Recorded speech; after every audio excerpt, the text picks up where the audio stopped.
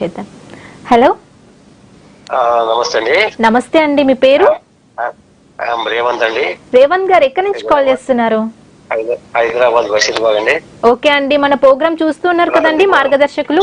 చూస్తున్నాండి. రతన్ గారు మాట్లాడుతున్నారు. ఆల్రెడీ సందీప్ గారు కూడా బాగా క్లోజ్, మక్తాల సందీప్ గారు కూడా సార్ తెలిసి ఉంటారు. సో ఒకసారి రతన్ గారు కూడా మాట్లాడతాను. కొద్దిగా అడిగారు, అందరూ కూడా ఐటీ చేసిన వాళ్ళు ఫారెన్ వెళ్తున్నారు అది ఎందుకు అని. సో దాని మీదనే కొంచెం నేను కూడా క్వశ్చన్స్ చేయదలుచుకున్నాను.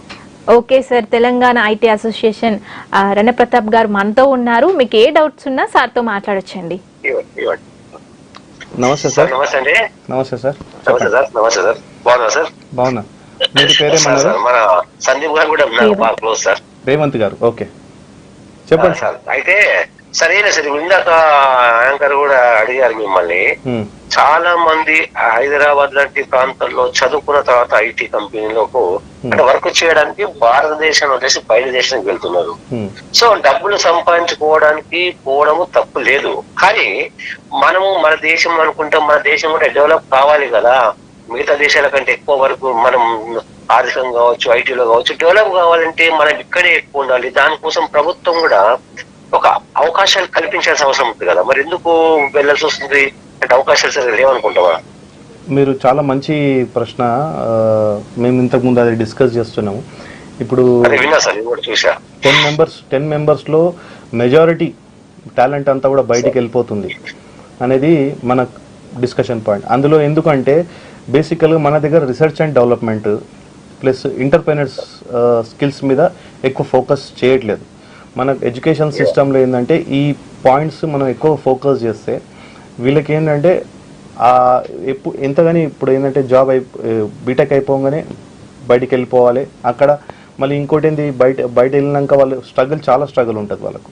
అంత ఈజీ ఉండదు. అక్కడ యూఎస్ పోగానే ఏదో కాలేజ్ హైఫై మంచి కాలేజ్లో చదవగానే మళ్ళీ వాళ్ళు ఆర్ట్స్ జాబ్ చేయాలి. ఆర్ట్ జాబ్ చేసినాక H1 కోసం కన్వర్షన్కి ఛాలెంజెస్ ఉంటాయి. H1 కన్వర్ట్ అయినాక మళ్ళీ H1 రెన్యువల్స్ అని. సో వాళ్ళ ఒక సైకిల్ లైఫ్, ఒక రౌండ్ సైకిల్లా ఇన్వాల్వ్ అయిపోతారు అనమాట.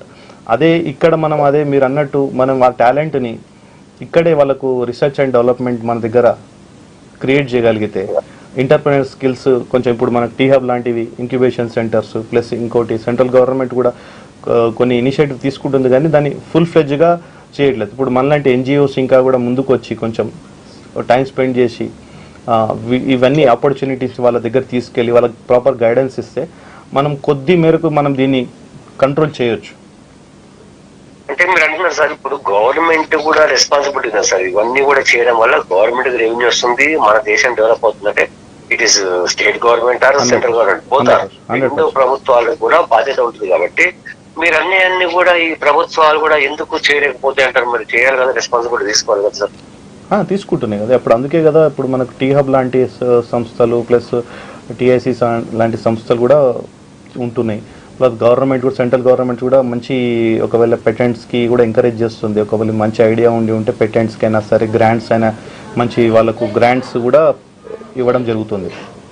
సో ఇది కాకపోతే దీన్ని ప్రమోషన్ అనేది, దీన్ని రీచబిలిటీ అనేది మనం ల్యాక్ అవుతున్నాము.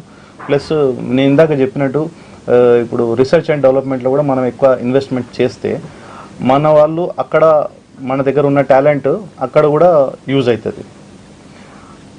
ఆ పాయింట్ ని మనం సార్ అందుకనేది కరెక్ట్. రీసెర్చ్ అండ్ ఇన్వెస్ట్మెంట్లు రీసెర్చ్ లో ఎక్కువగా ఇన్వెస్ట్ చేయాలి, దృష్టి పెట్టాలి అంటే ఫస్ట్ స్టెప్ తీసుకోవాల్సింది గవర్నమెంటే కదా. అవును, గవర్నమెంట్ నుంచి 100% గవర్నమెంటే, కానీ కాలేజెస్ కూడా దీని ఈక్వల్లీ రెస్పాన్సిబుల్. అంటే కాలేజెస్ ఇప్పుడు ఏమైపోయిందంటే మోర్ కమర్షియల్ పాయింట్ ఆఫ్ వ్యూలో వెళ్ళిపోతున్నాయి. అంటే ర్యాంక్స్ చేయాలి, ఈ ఇయర్ నాకు ఇన్ని ర్యాంక్స్ లేదంటే ఇన్ని ప్లేస్మెంట్స్ చేస్తే నాకు నెక్స్ట్ ఇయర్ ఇంటేక్ బాగుంటుంది అనే కాంటెక్స్ట్లో వెళ్ళిపోతున్నారు. కానీ వాళ్ళు ఏంటంటే ఇప్పుడు వాళ్ళు కూడా ఏంటంటే వాళ్ళ ఫోకస్ అనేది చేంజ్ కావాలి.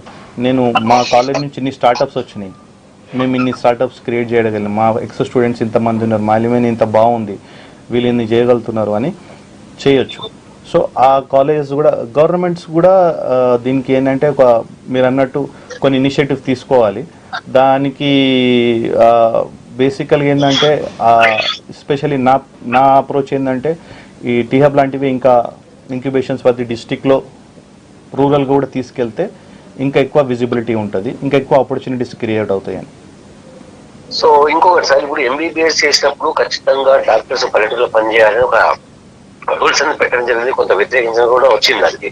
సో ఈ ఐటీ విషయాలు కూడా మస్ట్ అండ్ షుడ్ గా ఇన్ని సంవత్సరాలు ఇండియాలో చేయాలి అనేది కూడా రూల్స్ చేస్తే కొద్దిగా కంట్రోల్ అయ్యే అవకాశం ఉంటుంది సార్.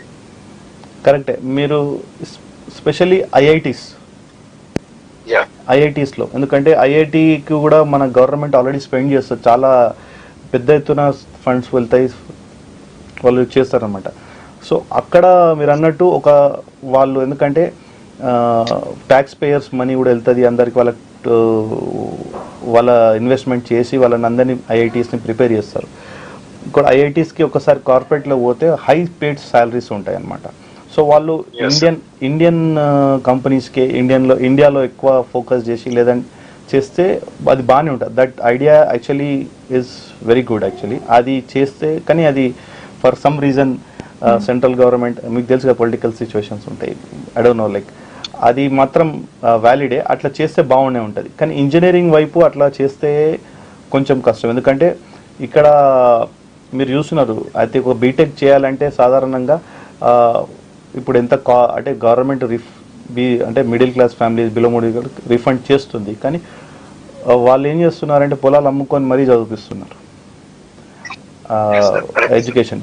సో వాళ్ళు ఏంటంటే పిల్లలకు తొందరగా జాబ్ రావాలి అని అంటారు.